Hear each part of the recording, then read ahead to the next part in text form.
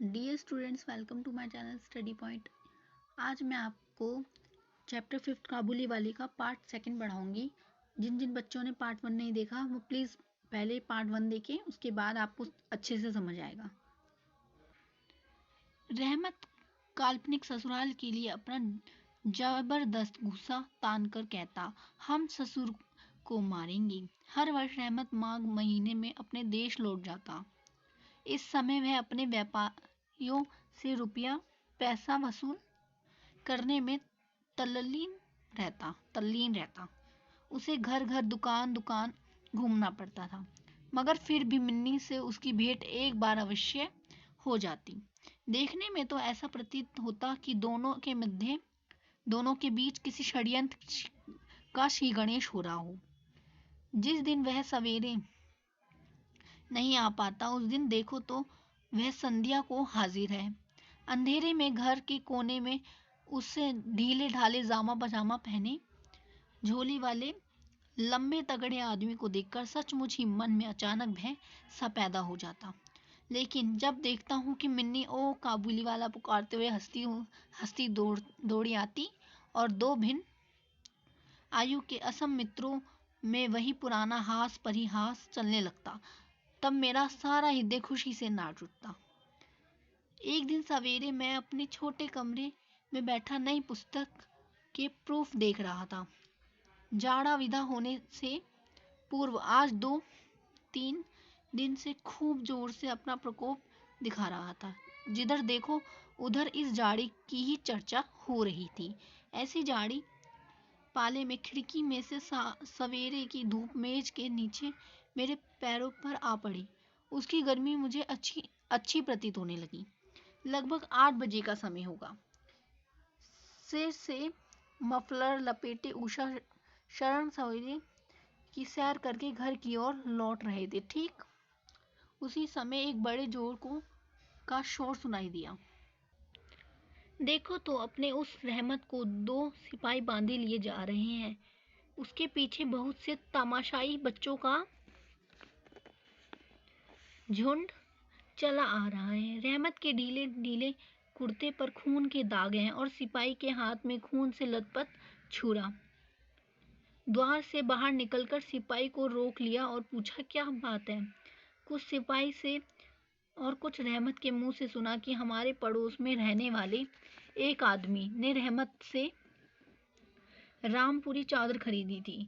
उसके कुछ रुपए उसकी और बाकी थे, जिन्हें देने से उसने साफ इनकार कर दिया था। बस इसी पर दोनों में बात बढ़ गई और रहमत ने उसे छुरा निकालकर घोंप दिया। रहमत उस झूठे बेईमान आदमी के लिए भिन्न भिन्न प्रकार के अपशब्द सुना रहा था। इतने में काबुली वाला पुकारती हुई मिन्नी घर से निकल आई। रहमत का चेहरा क्षण भर में कौटुक हास्य में से चमक उठा। वो खुश हो गया। उसके कंधे पर आज झोली नहीं थी। अंततः झोली के बारे में दोनों मित्रों की अभ्यस्त आलोचना न चल सकी। मिन्नी ने आते ही पूछा, तुम ससुराल जाओगे? रहमत ने प्रफुल्लित मतलब खुश होकर मन से कहा, हाँ वही तो जा रहा हूँ। रहमत ताड़ गया कि उसका यह जवाब मिन्नी के चेहरे पर हंसी न ला सकेगा, और तब उसने हाथ दिखाकर कहा, ससुर को मारता पर क्या करूं, हाथ बंधे हुए हैं। छुरा चलाने के अपराध में रहमत को कई वर्षों का कारावास सजा मिली। रहमत का ध्यान धीरे धीरे मन से बिल्कुल उतर गया। कितने ही वर्ष बीत गए। वर्षों बाद आज फिर एक शरद ऋतु आई है। मिन्नी की सगाई की बात पक्की हो गई है। पूजा की छुट्टियों में उसका विवाह हो जाएगा कैलाशवासिनी के साथ। अब की बार हम घर की आनंद में मिन्नी भी माँ बाप के घर में अंधेरा करके ससुराल चली जाएगी। हमारे घर पर दिवाकर के आगमन से पूर्व ही शहनाई बज रही है। मुझे ऐसा प्रतीत हो रहा है कि जैसे यह हृदय की धड़कनों में से रो रो कर बज रही है। उसकी करुण भैरवी रागिनी मानो मेरी विचित्र पीड़ा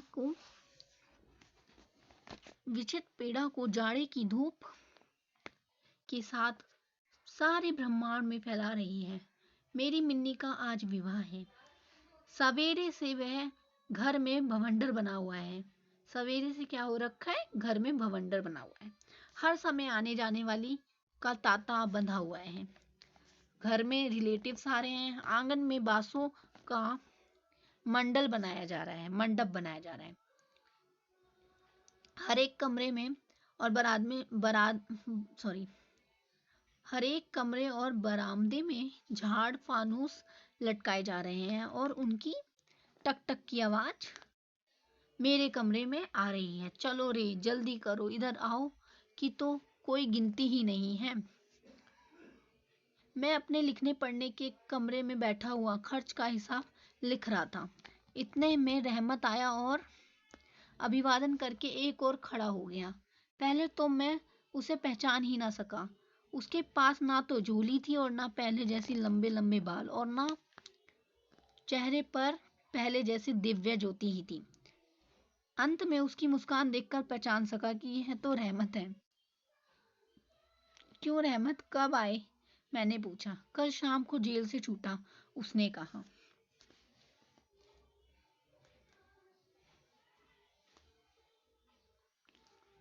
सुनते ही उसके शब्द मेरे कानों में खट से बजे उठे। किसी खूनी को अपनी आंखों से मैंने कभी नहीं देखा था। उसे देखकर मेरा सारा मन एकांत सिकुड़ सा गया। मेरी यही इच्छा होने लगी कि आज से इस शुभ दिन में वह इंसान यहाँ से टल जाए तो अच्छा हो। मैंने उससे कहा, आज हमारे घर में कुछ आवश्यक काम है, सो मैं उसमें लगा हुआ हूँ। आज तुम जाओ, फिर आना। मेरी बात सुनकर वह उसी क्षण जाने का तैयार हो गया, परंतु द्वार के पास आकर कुछ इधर उधर देखकर बोला, क्या बच्ची को तनिक नहीं देख सकता? शायद उसे ही यही विश्वास था कि मिन्नी अब भी वैसी ही बच्ची बनी हुई है। उसने सोचा हो कि मिन्नी अब भी पहले की तरह काबुली वाला पुकारती हुई दौड़ी चली आएगी। उन दोनों के बीच पहले जैसे हास परिहास में किसी प्रकार की रुकावट ना होगी। यहाँ तक कि पहले की मित्रता की याद करके वह एक पेटी अंगूर और एक कागज के दोने में थोड़ी सी किशमिश और बादाम शायद अपने देश के किसी आदमी से मांग टांग कर लेता आया था।